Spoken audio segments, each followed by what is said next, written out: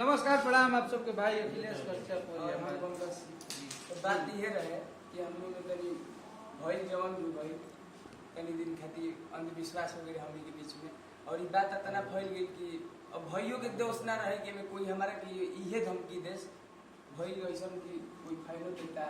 केहू अपनो आदमी देता भइयों के यहाँ हमारे केहू पहले उनका भेजा कोनो बड़ बात नहीं किया भैया कि हम फिर बानी भैया हमारे के हमारे सही बात तेजी ले खत्म किया हमनी के। और एमे केहू के मजा लेने की जरूरत नहीं है कि जान मार दे चाहे जान उनका जान के खतरा बे में हम लोग भाई नॉर्मल बात भी है कि हमरो के यहाँ जितना गई हुई धमकी आई बटे तार के बर्बाद कर दूं भइयों के यहाँ तो मान लो वही टाइप की का बिल्कुल कैसा भी वो जान की धमकी कहां दिल बड़े तो बात है कि वो जान की धमकी भैया तो उतना फेस टू फेस ना दिले बाकी रहे लगाओ भाई भैया ले सब चीज खत्म बा आज भाई ने मैनेजर बात कर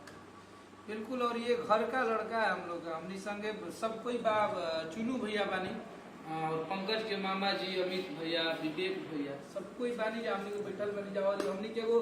परिवार हो और एकरा खातिर हम धन्यवाद देतनी हमनी के युवा नेता जेकरा के कहल जाओ और बक्सर जिला के आन बान शान बक्सर के साहब कृष्णानंद सिंह छोटे चाचा और अजय चाचा सब लोग के सहयोग से हमनी के एक बानी जाओ और आजीवन एक रह जाए और एगो परिवार में बहुत परिवार हो जाला तो मैं खटपट होला तो बिल्कुल सब कुछ जब हो गया सब लोग सही है तो सही है। और ये भाई है इसको आप लोग सपोर्ट करिए और पंकज से हम यह कहब कि निमन गाओ मेहनत कर जरूर एक दिन कोनो दबाव नहीं है ना पंकज अरे दबाव का बात एकदम ना एकदम दिल वाली बात बस यही है कि कोई दबाव नहीं बस हाँ बोली पंकज जौन बा सब क्लियर बा भैया हमारे बाकी बात ये बढ़ गई रहे भैया की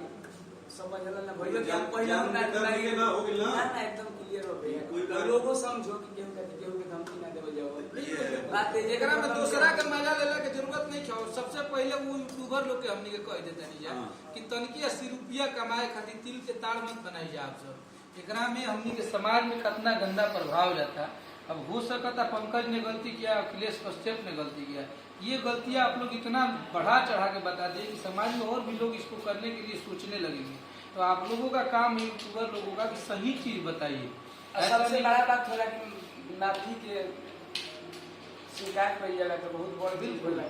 और यूट्यूबर के मतलब ये होला कि ना वो खेसारी भैया के यूट्यूबर होगा तो ओकरा के बढ़ा चढ़ा के खेसारी लाल यादव ने ये कर दिया वो कर दिया पंकज सिंह ने ये कर दिया। एकरा में ऐसा समस्या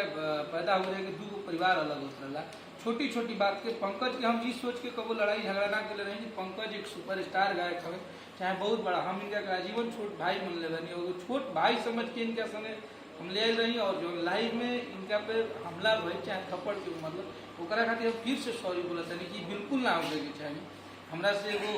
गलती भइल बा एकरा के हम हमेशा सॉरी बोले बनी कि हमरा ना चाहते हुए भी हो गई जो कि आप सब लाइव में देख रहे हैं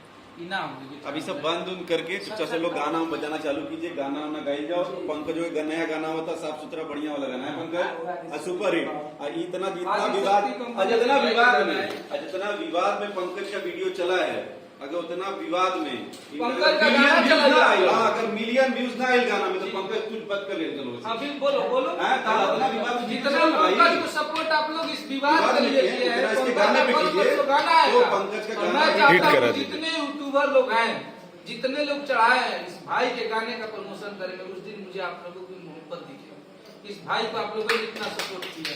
हर हर महादेव जय हर हर महादेव।